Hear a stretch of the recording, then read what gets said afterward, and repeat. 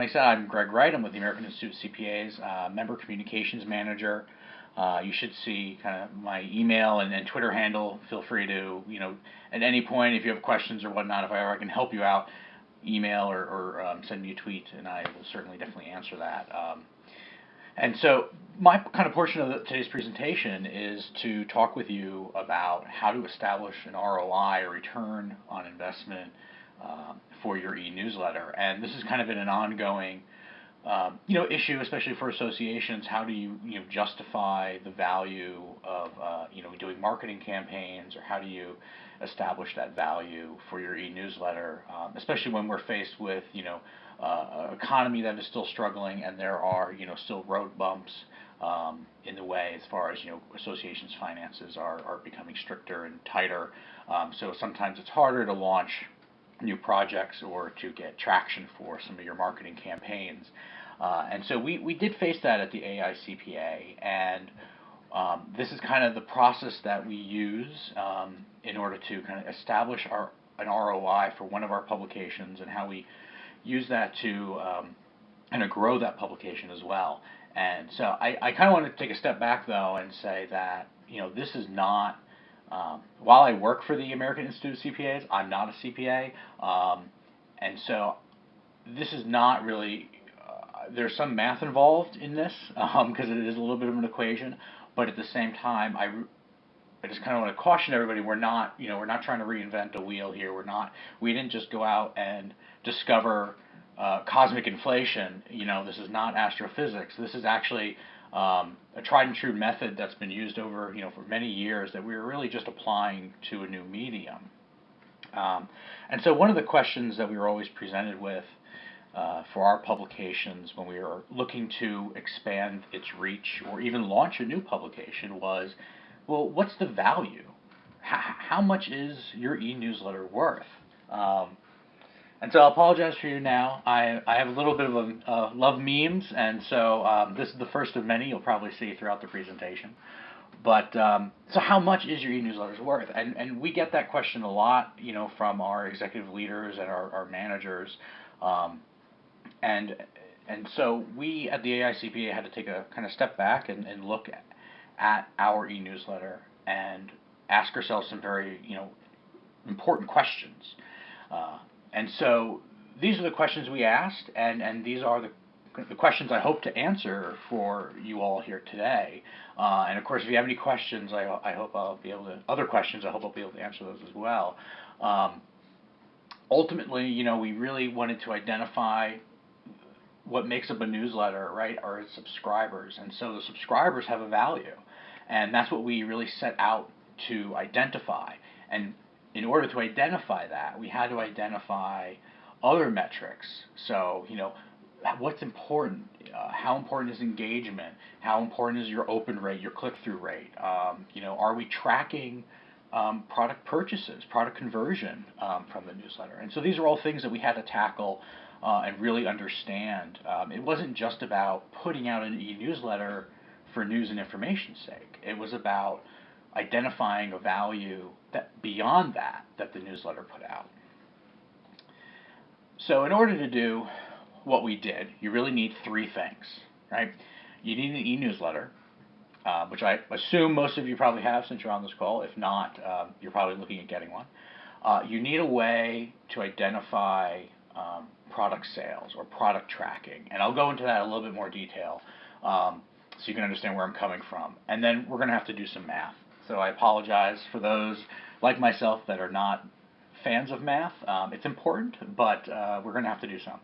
So for this particular case, we're going to take a look at CPA Letter Daily, which is one of the AICPA's newsletters. And oddly enough, I didn't plan this necessarily, but we publish CPA Letter Daily with Smart Brief. And it's a daily publication. It goes out to probably about 60% of the AICPA's members, and it features short summaries of news that is related to the accounting and finance and business profession.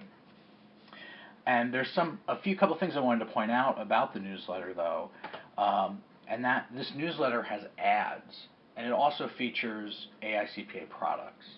So if you look at the very top ad, We have an ad sales team that sells ads into a number of our publications, and CPA Letter Daily is one of those. So the very top banner ad you see is actually is a it's a revenue generating ad sale. And so this company, Host Analytics, is paying to place their ad in this publication. And then you'll also see two other types of ads, and both of these are house ads, as we call them. They're promoting a conference in the first case, and in the second case, promoting membership in a special member section of the AICPA. And these are house ads, and there's a slight difference clearly between the two. One, your general kind of external ad in which you're generating revenue from it, and then of course your house ad where you're generating product sales. And so, for our purposes with CPA Letter Daily, we decided we needed to identify what the revenue is that CPA Letter Daily is generating. Now, your e-newsletter maybe doesn't have ads, and maybe you're not selling a product, whether it's a conference or a webinar, and there are other ways to identify the value of your newsletter. In that case, for our instance, we wanted to focus on we had the opportunity to sell products and create revenue here, and so we focused on that for this particular case study. And so, to start out, what you'll need are your annual revenue figures from both your ad sales and your product sales. So that's kind of the first place to start. The next thing you're going to need to do is to know how many people are purchasing a product from your publication. So if we in CPA Letter Daily ran an ad for this wonderful publication here called Assessing and Responding to Audit Risk, how are we going to know how many people bought that product because it was in CPA Letter Daily versus maybe they saw it somewhere else or they randomly found it? And so at the AICPA, we use IBM Digital Analytics, also known as Core Metrics, to track product purchases. And essentially what we're doing is we're creating a unique URL that we use for each product that is used in our different publications. So in this case, this unique URL is being used in CPA Letter Daily. And that allows us to track when a user clicks on a hyperlink or an ad with this URL, we can tell that that person then went and purchased the product, so that we can then identify and say, okay, that product purchase should be attributed to CPA Letter Daily. That's where that product purchase came from, the buyer came from. And so in order to really get a handle on what your product sales are from your e-newsletter, you're going to need to establish a way to track that product purchase conversion. So like I said, we use IBM Digital Analytics, but there are other platforms out there. Google Analytics, which you might be aware of, is free. They also offer an e-commerce piece to Google Analytics, and you actually have to manually turn it on, and there's some code you'll have to install on your website. But that's a really cheap and relatively easy way to establish that. Other options include, if you have an e-commerce platform already built into, whether it's a shopping cart or into your other platform into your website, there's an opportunity there.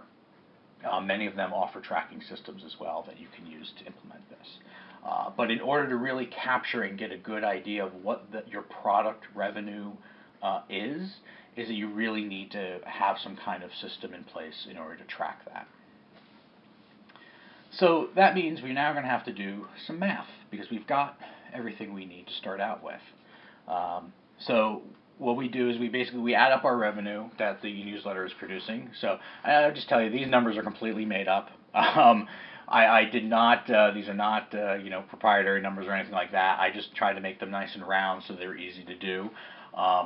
So let's assume, right, that CPA Letter Daily annually has a revenue from ad sales, external ad sales, about $500,000, and you add that to your product sales, so you get your total revenue is about $700,000. And then you divide that number by the total number of subscribers. So let's assume CPA Letter Daily had 400,000 subscribers, which would be a dream of mine, and probably many of yours. So you take the total number of revenue and you divide it by the number of subscribers, and that's going to give you, in this particular example, $1.75, which is the value of a subscriber. That's what we decided we were going to call it. So $1.75 is basically the value that every single subscriber that signs up for CPA Letter Daily brings with them, the potential to generate an additional $1.75 in revenue. And there's one thing I wanted to mention here is you'll note that we did not take into consideration any expenses. And that's because with CPA Letter Daily, we're not trying to justify the existence of the newsletter, right? The CPA Letter Daily was decided will exist regardless of whether it makes money or not. Its purpose is to share news and information. But I understand that that's clearly not going to be the case for everybody, and everybody has different goals and strategies. So you can easily modify this equation and just add in, so that you subtract any expenses you might have. And that, of course, will lower the value of a subscriber a bit, but it's important that you're able to take this equation and apply it to apply it in the way that you need to apply it for. So we've established this kind of value of a subscriber, but we wanted to take it a step farther, because just having a subscriber, as to your publication, that doesn't mean they're going to buy a product. That doesn't mean they're clicking on a link, and it certainly doesn't mean they're even opening it. We wanted to go ahead and identify an active subscriber, right? So somebody that is more likely to click on a link. And so I wanted to share this image with you. It's from the UNICEF ad. It says, "Like us on Facebook, and we'll vaccinate 0 children against polio." And I saw this at a conference a couple weeks ago, and I fell in love with it. I wanted to share it with you guys because it addresses this point that we're about to talk about, is the active subscriber. It's great that you can get a like on Facebook, but a like on Facebook doesn't mean you're going to sell a product. It doesn't mean they're going to sign up for your conference. And just in the same way with UNICEF, a like on Facebook doesn't mean they're going to be able to vaccinate any more children. They need money to do that. They need donations. And so similarly with your e-newsletter, you need active subscribers, right? You need somebody that's going to come in, they're going to click on a link, they're going to open your newsletter, they're going to buy a product. That's what you want. That's engagement. And so we decided that we wanted to identify really who these active subscribers are, where these active subscribers can come from, and how we can get more of them. And so I just wanted to define what an active subscriber was for CPA Letter Daily is. It's not it's not a member that's automatically opted in. It's not a passive user, if you will. You can run campaigns, and maybe you have newsletters that are like this, where every new member joins your association, and then they automatically receive a publication. That's a passive user. They're automatically opted in. You're not requiring them to confirm, or they're not seeking you out. And it's great to have those subscribers, but you also want subscribers who are going to be actively engaged in the publication. And that's what we're looking for. We're looking to identify those subscribers. They're more likely to open, they're more likely to click on an ad, they're more likely to purchase a product. And so we stepped back and we said, okay, so how are we going to define these active subscribers? How are we going to define this engagement? And we said there's basically 3 levels of engagement for our e-newsletter, and this could be different for yours, of course. We said that there's the open rate, which to a large extent is the simplest thing a subscriber can do, right? Is open the publication. The next level being your click-through rate, so a little bit more engagement there. They're clicking through on a link or an ad. They're actively engaging with your newsletter, and then of course purchasing a product from an ad or from another link is that product purchase conversion rate. And so for CPA Letter Daily, we decided that we were going to really just look at open rate. That to us was enough engagement with the newsletter. That was enough to help propel us forward and justify some additional marketing campaign dollars. So we're going to go back and do some more math now and identify the active subscribers. And so essentially what we're doing is we're taking an open rate, let's just say it's 30%, and then we're going to multiply that by the number of total subscribers, which gives you a number of active subscribers of 120,000. And again, this is a general estimation of the number of people who are actively engaged in your newsletter, right? They're waiting for that newsletter to come in, and they're opening it up at a minimum. So instead of taking that 120,000 and dividing by instead of taking your total revenue and dividing by the total number of subscribers, we're only going to divide it by the number of active subscribers. And that actually gives us the value of an active subscriber, which in this case is 583, which is about 3 1/3 times higher than the original number we identified. So, great. So now we've got a number that's assigned to an active subscriber. We have a number that's assigned to a inactive or just general subscriber, if you will. And you're probably asking yourself, well, Greg, that's fantastic, and we did some math, and I'm happy, but what does all this mean? What can you do with this? Well, that 583, and again, that's not the real number, we just made it up, but that 583 we then used to justify running additional marketing campaigns for the newsletter to bring in more active subscribers. So essentially, we consider the 583 as a cost per active subscriber acquisition. This is the amount of money that we're willing to spend per subscriber to acquire each new subscriber. And then so we've used that number that 583 in a number of different ways. One of those ways, if you're familiar with Google AdWords, these kind of pay-per-click campaigns, and actually you can see one of our ads in the upper right now. That was on Google AdWords.